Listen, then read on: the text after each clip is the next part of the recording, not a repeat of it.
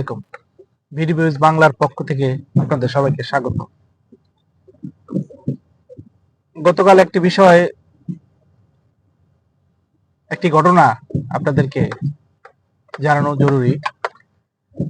গত 1 বছর যাবৎ দখলদার ইসরায়েলি বাহিনী গাজা উপত্যকায় যে ধ্বংসযজ্ঞ হত্যা চালিয়ে আসছে, পরবর্তীতে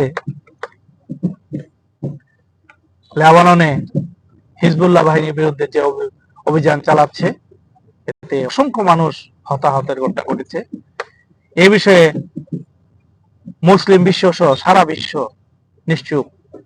মনে হচ্ছে সবাই ইসরায়েলের পক্ষে।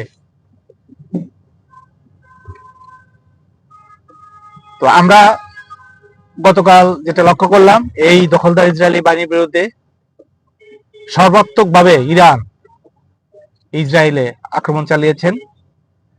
200-র মতো মিসাইল তারা ইসরায়েলে নিক্ষেপ করেছেন। এটি একটা বিশাল ঘটনা। ইসরায়েলে ইরানের এই হামলাকে হামাস সহ মুসলিম বিশ্বের অনেকেই স্বাগত জানিয়েছে, যদিও মার্কিন যুক্তরাষ্ট্র সহ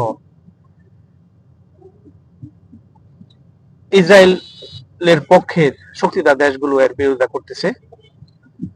আমরা প্রত্যাশা করব ইরান তার সর্বশক্তি প্রয়োগ করে ইসরায়েলের ধ্বংসযজ্ঞ থেকে গাজা সহ সমস্ত মুসলিম বিশ্বকে রক্ষা করার ক্ষেত্রে গুরুত্বপূর্ণ অবদান রাখবেন। ধন্যবাদ সবাইকে।